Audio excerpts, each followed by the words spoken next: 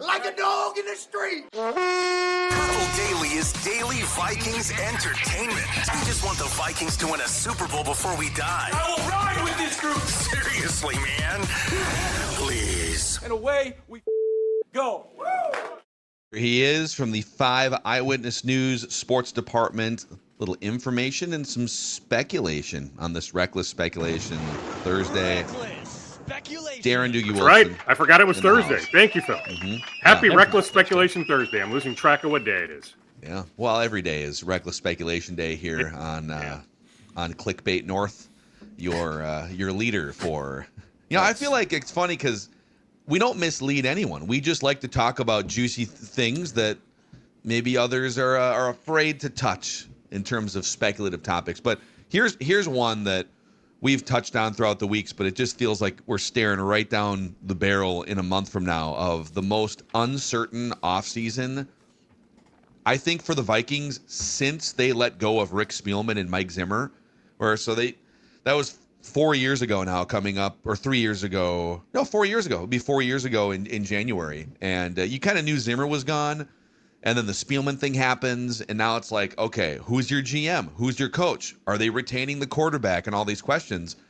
It doesn't feel like the coach is necessarily on the verge of being fired here, but it questions about what does the front office look like? Is someone going to be held accountable for a bad season? Who's the quarterback going to be in 2026? It's the most uncertainty this franchise has faced in 4 years. I think that's fair to say. I think that's fair to say, although 2 years ago with the quarterback situation, there were enough question marks, but that's fair. I will grant you that. I won't offer too much resistance. That's fine. I mean, inevitably, we've talked about this. There's going to be at least one, if not multiple, fall guys. So who is that exactly? I'll tell you this much. I did a Q&A with Vikings legend Chuck Foreman on Wednesday. I'll tell you what. He wouldn't necessarily be opposed to front office change at the highest level. That's a Vikings legend suggesting that. He wasn't full frontal, but was open enough about the issues this organization has. KOC has nothing to worry about, I promise you that. And he's not sacrificing his play calling, like nothing like that. Like KOC is locked in. When I think about Andrew Miller, the power that Andrew Miller has in the Vikings organization, Andrew and Kevin certainly have a rock-solid relationship. I still haven't heard strong feelings, a sense, anything like that they are looking to get rid of Kwesi Adolfo-Mensah. And hey, this ownership group will eat money. When they have to eat money, going back 20 years, there are a number of examples where they will eat that money. So it's not necessarily tied to that, right? That you just signed Kwesi to a 4-year extension earlier this calendar year, that why would you pay him all that money to go away? That there is a sense of, hey, let's give him another chance. Maybe he needs more help. In fact, I think he does need more help, but that it's not the right decision to cut the cord. Now, hey, subject to change, right? Like, it's on my radar. Like KOC being fired, absolutely not on my radar. Nothing that I'll pursue. Kwesi's future, sure.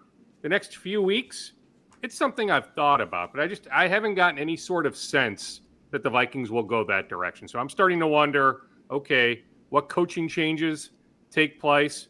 And is it somebody like a Ryan Gregson or someone else in the front office, or do they just bring in an outsider or multiple outsiders to aid the front office?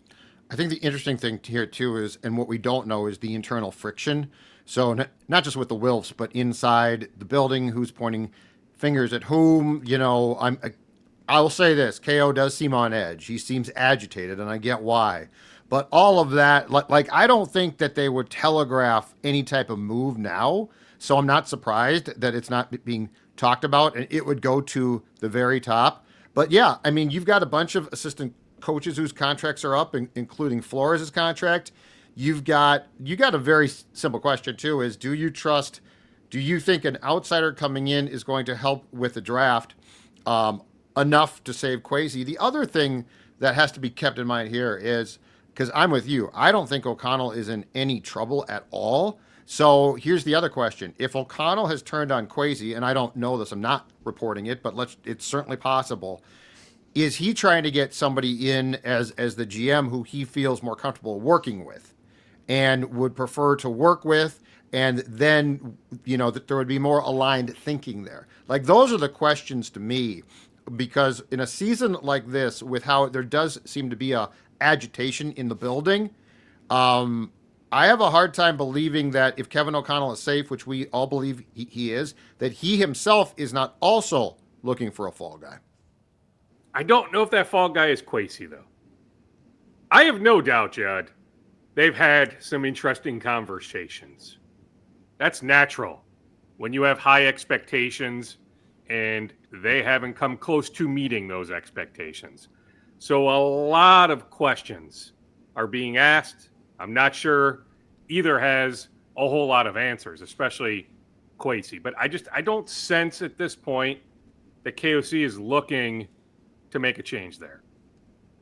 I don't. And hey, it's a very small sample size of how much we get to see those two interact briefly at practice for the 15 minutes or so we get access. Sure. Pre-game Sundays or whatever game day is. They hug it out. I always love that hug it out. one.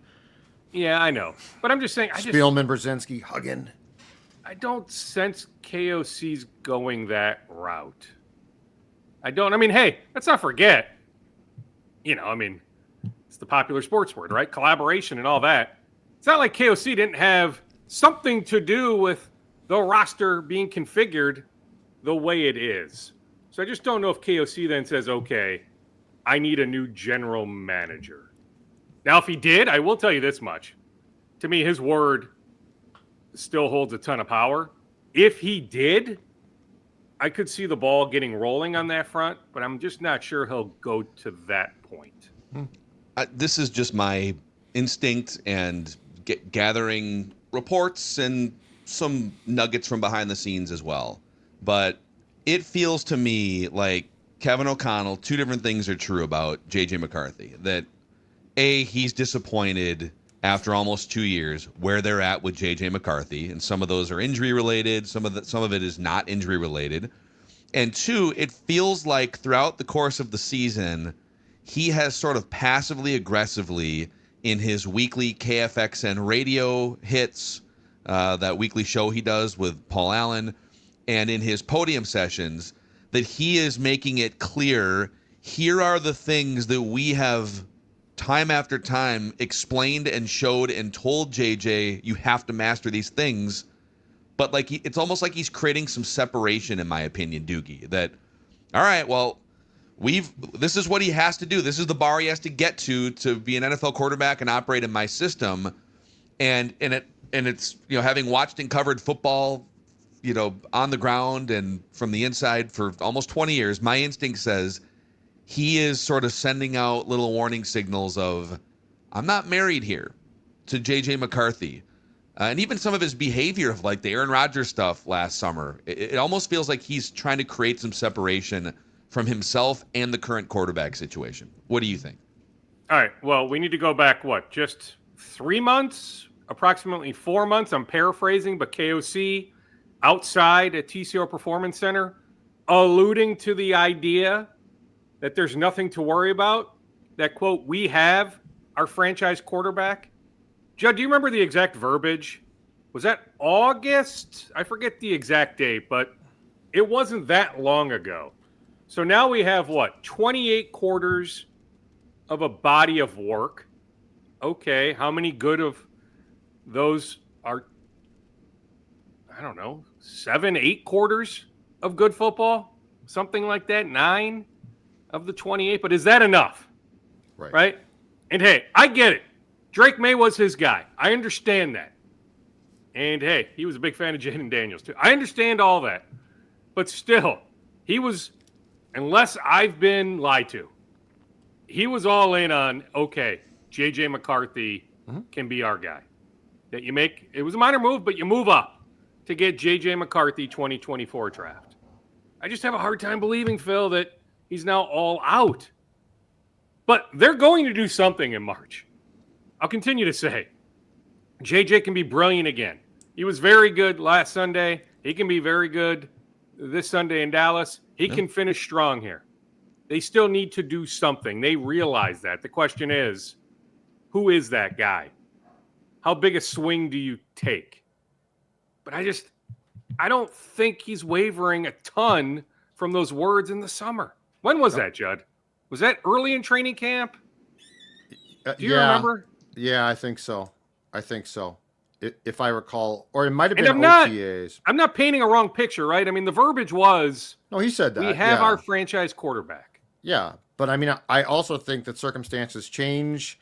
He clearly, like listening to him now, he clearly expected something that he didn't get. And in retrospect, I mean, we all probably made a mistake because we assumed that his success with veteran quarterbacks would translate to a rookie. Like, if you guys go back and listen to the press conference, the week of pure progression talking, and I mean, my takes, pure progression. So I'm just going to say that right now, okay? But if you go back and listen to yesterday's press conference, and you can tell he's, again, agitated, but he's talking about pure progression and, what that means and blah, blah, blah. And he gets done, and, you understand that they stripped down the game plan to a certain degree on Sunday. And the reality is this. I don't think it's a stretch to say Kevin O'Connell miscalculated what J.J. McCarthy was capable of. Like he's literally they're talking about, and look, it's so eye-opening when they talk about this because they are going through things. It sounds like they're talking in a foreign language. And this isn't the fundamentals, you guys. This is the reading the concepts. And he clearly plugged JJ in thinking he can handle all of this. That's a massive mistake. So does he still now think, like saying that in the summer, he thought this guy can handle it. Now he's proven he can't. And let's be honest, the Washington game plan drove Kevin O'Connell up the wall. He didn't like that game plan. He just won. Oh, that's not how Kevin O'Connell wants to play. Right, exactly. But Yes. but my point is, Doogie, things change. And so do I think O'Connell was lying? Like he's a liar? No. Do I think he has re-examined what he meant by that? 100%. Yes. Well, that's why I wouldn't be shocked. Whoever they bring in come March, that player is the starting quarterback week 1 next year. I wouldn't be surprised. I agree. I wouldn't. Yeah. Now, I still just have a problem overall with 22 years old. Like, could he get to that level that KOC so desperately wants when he's 24, 25? Phil, I thought you brought up a fantastic subject on the X Machine last night, citing the Sam Darnolds of the world, Daniel Jones, that these quarterbacks, I forget how exactly you worded it. You can paint the picture better than I can, but Maya Mackey is wording it for me. Yeah, I mean, these guys, CBDs. they're not necessarily failures overall. Maybe right now in the moment, but it doesn't mean J.J. McCarthy at 24 or 25. But that goes back to this position the organization is in, Phil, when thinking about when is the Super Bowl window going to be open again? We thought it was relatively wide open this year. Okay, painfully wrong on that front. Is it going to be open next year? Okay, we've laid out. It looks to be a very favorable schedule next year, but is that Super Bowl window open next year? Do we have to wait until 27? Beyond? But I'm just saying, I just have a hard time believing. Yes, in the moment, JJ can't execute the offense the way KOC wants things to be run. But it, to me, doesn't mean that that's the final chapter on his career. But yeah, I mean, KOC looks at that roster and says, okay, all right, in 26, we can make a run. And so I wonder how big a swing they take. Who is it? Is it Mac Jones? Who is it? How big? But I'm just saying, whatever move they make come March, and I don't think we're going to have to wait real long. I think it's going to be early in free agency, early when everything opens up, that they make a move on a quarterback. And I just think that guy would be, to me, at least in that moment, the betting favorite to start week 1 come September of 26. Yeah, and Duke's like to appreciate you promoting my late night ruminations on Twitter or X. I posted I said it's just something I've been thinking about here throughout the Vikings' plight to figure out J.J. McCarthy, and then they had to make a decision on Sam Darnold. But this also applies to every quarterback needy team in the NFL, that for years and years there was basically two bins. There was franchise level quarterbacks, and there was 15 or 18 of them, and you pay them, and you've got your solidified guy, and some of them are Hall of Fame level, some of them are Kirk Cousins, but you got your guy, and it costs a lot of money. And then there's the other bin of you draft someone, and you try to figure out over the course of 4 or 5 years if you have something there. If not, you draft somebody else, and you move on, and that quarterback's either a bust or you pay them. But over the last few years, this new secondary market has emerged off of the back of teams' either impatience with young quarterbacks or inability to develop them in a way that gets them up to speed after 2 or 3 years. And I'm just curious now, now that this secondary market exists, call it, as I said last night, the Sam Darnold market, which also includes Baker Mayfield in recent years, and Daniel Jones and Mac Jones now, and Geno Smith up until he hit the age cliff this year, where you could get a guy that was cast aside, deemed a bust, but has accumulated maybe 40 NFL starts worth of processing speed and information while taking their lumps. And you can get that former first-round pick or top 5 pick for half or a quarter of what it costs financially at the top of the quarterback market. And you can essentially someone else tried to mold this clay over here. You're not starting from zero. You got some ingredients, and maybe they're ready to pop. Or you can go get the 22-year-old or the 21-year-old from the draft. And I worry that, the Vikings and all the stakeholders involved, us and fans included, don't have the stomach or the patience to maybe wait another year or 2 years on J.J. McCarthy. And the other thing I worry about is that J.J. McCarthy is going to be part of that secondary market bin in 3 years. And maybe that's what you do actually is, hey, we'll catch up. Why don't you go take your lumps somewhere else, 25 starts, and we'll get you on the back end when you're 26 years old, when you're Sam Darnold's age. But that secondary market that didn't exist 10 years ago is a fascinating new ripple effect in how you would acquire a quarterback for the Vikings or anybody else, Doogie. All right, well, let me throw you 2 names. Mitch Trubisky, Buffalo Bills. Davis Mills, Houston Texans. Do either of those 2 names intrigue you? Super interesting because obviously, and I can hear it right now, 75% of the audience is laughing at you. Mm-hmm. But that it might be more, especially when I cite Trubisky's name, yeah. Yep. But that same group of people would have laughed at you 2 years ago, and did when the Vikings signed Darnold. They laughed.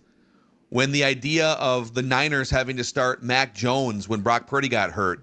Oh, good luck 49ers, right? Everyone laughed. Baker Mayfield at one point was he's just this arrogant, doesn't get it. I was kind of on that bandwagon too. Daniel Jones, laughing stock. People laughed. Now, it doesn't mean that every quarterback that was a first-round pick, or Davis Mills wasn't a first-round pick, but it doesn't mean that all of them are destined to break out and be part of that Sam Darnold bin. But you have to be open to that possibility with names that you currently laugh at. And one that I threw out on the show earlier this week is Zach Wilson.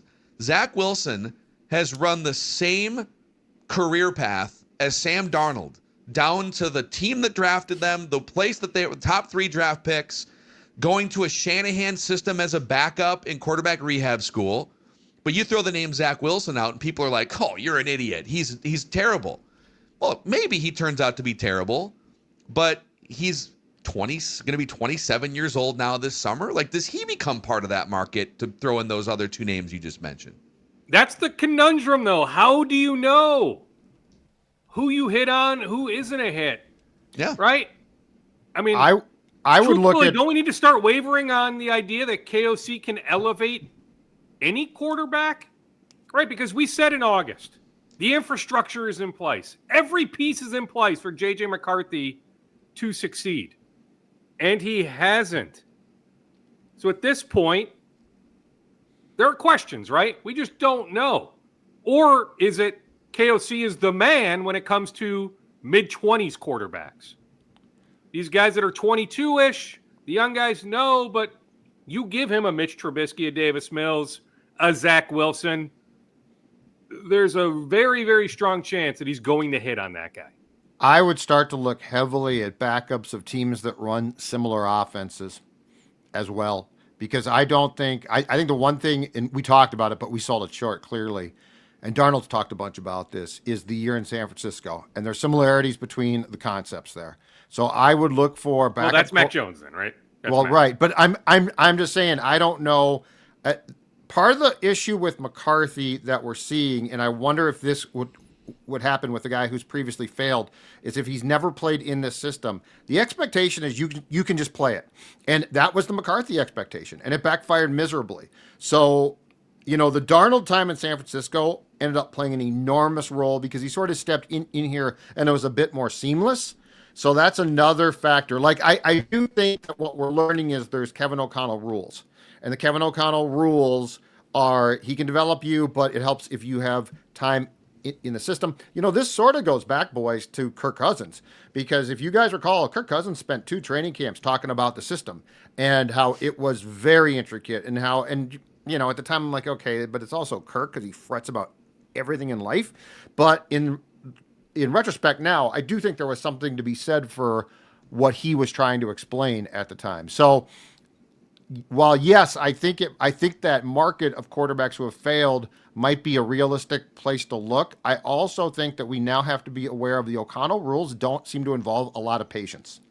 So if you don't know what if you get into his class and you have never been to his class before or a teacher like it, I think there's a drawback to what he expects. His patience is far lower than I thought originally. Yeah, and let me add to that there are some rookie quarterbacks that might be able to jump right into that class, and I'll bet you Drake May would have been one of them, and that's part of the reason why they brought Josh McCown on the coach. I think they were preparing to go up and get Drake May, and that's the thing that I'm curious about. Like, that was their guy? Was there a rift internally there, and does it still exist because they didn't get Drake May? So I'm not saying that there is no... How would there be a rift, though? Let me stop you there, Phil, because they made an aggressive offer to the Patriots. The Commanders and Bears weren't moving. I mean, if I'm Kevin O'Connell, I don't give a rip. Dude, go get him. Crazy, go get him. That's my guy. Or we're bringing Josh McCown in. I don't care what it takes. Go get him, Quace. Not that you're wrong, Dukes. What do you want us to do? Give up 3 first-round picks? That's not feasible. I don't care. That's my guy. I guess we could draft JJ if you're making me take a rookie. I'm just playing out a scenario here. No, I know, but if I'm the front office, I'm saying, KOC, why the heck did you find a way to win 7 games in 23? Tank a little more aggressively. Well, yeah, but the front office controlled that. Daniil Hunter, you could have traded him. You didn't trade him. Like that was the whole thing. Yep. And look, there's never been a time that I have thought that they should tank, and they're like, we're not going to tank. There's never been a time I've been wrong. You should always, like when it's hopeless, just let it be hopeless. Daniil Hunter, I mean, Phil and I were pounding the table. I've never been wrong about tanking, because if I know that you should tank, you should know that. I'm not asking decent teams to tank. I am saying it's hopeless. So, and the Daniil Hunter trade was something Phil and I brought up at the time, Dukes, immediately. Now, where I remember. Yeah. Where I guess I would have a bone to pick with you on the potential KO Quasi thing, though, it's not the quarterback as much, and Phil's explanation is very plausible, but I think it would be more of, look at your drafts. Like, your drafts are, like, you're not getting me guys, like, I'm the quarterback guy here, and I highly doubt that KO, like, in the 5th round is stumping for a defensive player or something. So I think it's the totality of the drafts and the issues there. And so, like, that's where I would not think the fallout would be quarterback as much as it would be the structure of what they've done draft-wise, and KO saying, I can't do everything. And by the way, if you want me to, give me power of the 53, which I don't think he has at this point. I think Quasi and the front office have that. That's legit blowback, right? 4 draft classes, almost 30 draft picks, and we're talking Jordan Addison, perhaps Donovan Jackson, Will Reichard, Jalen Naylor to some extent, but we're not talking about a lengthy list of hits. And so, that would be the justification. If by chance we find out in 4-ish weeks they've made a change at the general manager position. That's it. Then go beyond that.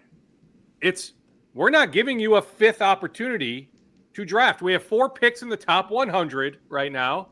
We can't afford misses with those 4 picks. I'm just saying I just haven't gotten that sense. Yeah. I just haven't yet. I'm not saying it's not going to come, but I just haven't gotten it yet. I'm going to throw one little recklessly speculative bomb at you for the road here in a second, Dukes, but a shout Jimmy out Garoppolo? before way bigger bomb than that. The Vector windows hopefully the Vector windows are strong enough to contain the blast that's coming here, Judd. And guess what? They are, Phil, because in this state, we know how to handle. In fact, we're doing it right now, these tough conditions. Well, so do our friends at Vector Windows and Doors. Vector products are engineered to stand up to the elements we're seeing right now while keeping your home comfortable and, probably most importantly, efficient. Locally made and built to perform season after season. Their vinyl windows and patio doors are reliable, energy efficient, and backed by fantastic support. Vector is a proud example of local craftsmanship and commitment. So go with the home team. Go with Vector. Find your local Vector dealer at vectorwindows.com/dealer. That's vectorwindows.com/dealer. Dickey's Barbecue. Also, this could be a great little holiday gift idea for you here. Every $100 gift card purchased in-store only, you get a $25 gift certificate free at Dickey's Barbecue Pit in Eagan. This deal ends December 26th, only available at Dickey's Barbecue Pit in Eagan, Minnesota. So if you're looking for slow smoke perfection as a gift to someone in your family or friend group, cooked low and slow, just like they do in Texas, Dickey's Barbecue is slinging beef brisket, juicy pulled pork, St. Louis style ribs, all sorts of great sides as well. You can call them at 866 barbecue, all spelt out, and you can ask for catering for any size group you have as well for the holiday season. They'll deliver it right to your door, and you can visit their website, dickeys.com. All right, Dukes, I'll throw this at you here last couple minutes. Reckless speculation. And we'll do a deeper dive on the Thursday episode as well, but Joe Burrow was awfully cryptically depressed at his press conference yesterday in Cincinnati, talking about. Speaking of fascinating, right? If it's not fun, like what basically I need to be having fun doing this and I'm not. And someone said, it sounds like you're really down right now, Joe. And he said, there's a lot going on right now behind the scenes. And they said, like, football wise or personally? And he goes, both. So it's pretty rare that you see a quarterback of that caliber move on from their organization in their prime, but that organization has been a disaster for the majority of our lifetimes. And Joe Burrow, it feels like either an Andrew Luck situation brewing or maybe a Carson Palmer situation, which they lived through about 15 years ago where he demanded a trade. So, I mean, I'm making a phone call if I'm the Vikings front office to see, wait a second, are you looking to trade him? And how many first-round picks can we throw at you right now to make that happen? I don't know. Is that a thing, Joe Burrow being available? I don't know if it's a thing, Phil, but you at least need to make the inquiry. Yeah. Right? Like we know a couple years ago, the Vikings at least made the call to the Chargers to inquire about Justin Herbert. Never hurts to make the inquiry. And so, I mean, it's literally the job of the front office, right? You poke around. You see what the heck's going on. You take the temperature of the league. I mean, I have a hard time believing it would get all the way to that point. But I'll tell you what, if it did, I mean, you can make a case for 20 teams making that call, right? 25 teams. Yeah, probably 25. Yeah. Like if you could choose one quarterback for the next 5 years, where's Joe Burrow on that list? Maybe not above Josh Allen, but is he number 2, number 3, Mahomes, Burrow? Is he number 3? Drake May's in the conversation. Drake May, sure, yeah. I mean, but I'm just saying right now, for the next 5 5 years, would you bet more on Burrow compared to May? Maybe not, but I'm just saying, I mean, we can have that debate, but he's darn near right at the top of that list, right? I'll grant you Josh Allen. Okay, Josh for the next 5 years. I think I'll grant you Patrick Mahomes as well. But for me, it's Joe Burrow, number 3. So Burrow has had a really interesting, very frustrating year. So I get his press conference demeanor. But that being said, I think there's a couple of things that are very important here. One is the time that he missed was probably incredibly enlightening because he can carry the offense almost by himself with some nice parts. But like what he saw was an offense that looked without him, it's completely lost. But more importantly, it's the defense. They tried to improve it. This is back-to-back years. They're awful. You cannot win. You cannot go to Super Bowls with half of your team, or 1/3, I guess, with special teams, being as bad as the Bengals defense is. The other thing that I will throw at you as 25 teams call the Bengals, and perhaps Joe Burrow is asked, what do you want to do with your life? Is I can guarantee you nobody else has had, I would think, the conversations like a frustrated Joe Burrow and a frustrated Justin Jefferson have had. Oh, That would be, and Jefferson's extremely competitive. And what would he love? Nothing more than to take his buddy Jamar Chase's best quarterback away from him. I think, I mean, if Joe Burrow is going to go to the Bengals with a list of teams, all right, I want out, and here's 5 teams. The Vikings are going to be on that list. Oh, I could see that. Yeah, I mean, call it reckless speculation on this Thursday if you want, but yeah. I'm telling you, it's going down, okay? Sure. It might not end with a trade. Quarterbacks It's have an going interest down. in being It's a here. spoiler. Trust me. You know, whatever we're saying about KOC, trust me. Just about some questions. Trust me, especially a veteran quarterback. Oh, God. That's why you'd Daniel love to work with Jones him. was pining to be here. Right? Like, Correct. I'm just saying, yes. Correct. Yes. Any number of quarterbacks would say, yeah, I can go play for KOC. Sign me up. So, yes. All right. Now, the end game may be Burrow is the Bengals 2026 quarterback. But of these two options, which one is more likely? Trade or retires? That the Trade. injuries have caught up to him. He's not retiring. He's made enough money. It's time to move on to the next chapter of his life. He's not retiring. He's not retiring. Luck was an outlier. Luck is a freak. Like, he is a weird ass dude. he's a weird guy. Yeah, I mean, he's really weird. He's not strange. He is a generational talent who is I like not. him, but he's not. Yeah, he's not wired ordinary. like a quarterback. No, he's not. Joe Burrow's an interesting cat too, though. Joe Burrow gives off a what I'm vibe saying. like, I don't know if I need this. Yeah. Joe Burrow's more competitive. I guarantee you. Joe Burrow wants to. Andrew Luck got beat up and said, "This is." See, here's the thing with a guy Well, why like did Luck. Luck get beat up, by the way? Does that Grigson circle back to Ryan killed him. Grigson? Yeah, well, Yeah. but here's the thing. Every once in a while, you find a generational talent who literally says, I wanna remember names when I'm 60." The majority of these guys, as smart as they might be at times, are like, I want to win. Joe Burrow, I guarantee you, wants to win. And the amount of late night conversations with Jefferson, which end with, you hang up. No, you hang up. No, you hang up. It makes too much sense. It makes too much sense for him to be reunited with a guy who would be the Jamar Chase replacement. I think they're buddies. And to your point, Dukes, this is where the KO thing flips. A veteran quarterback given the opportunity to work with KO, who speaks the language. Oh, my God. Sign me up, gentlemen. Sign me up right now. Take my soul. I'm good with it. I want this guy on the Vikings so bad. Reckless You would. I think you would speculation. win a Super Bowl. So, Duke, to be continued on that one, Dukes. We'll see if Joe Burrow continues to death spiral in his press It conferences. was fascinating on Wednesday, though. There is Oh, no it's doubt about it. I saw the great. social media clip, and I went, whoa, okay. Yep, so did I. So did I. Right, there's not a whole lot that elicits a holy bleep reaction on my end. Yeah. That was one. Actually, the Michigan coach situation did too on Wednesday, so I had multiple on Wednesday. But still, yeah. That was wow. And I don't know, maybe there's been news in the last hour there, but that is, and now it sounds like Kalen DeBoer is in play for Michigan, and then does Lane Kiffin then be like, is the ink dry on my LSU contract, that Alabama Dude, job? That's all, I love that. And then does PJ get? PJ is, by the way, listed for the Michigan job. PJ Fleck is 10th on the. It's one of the like content odds making sites or whatever, but.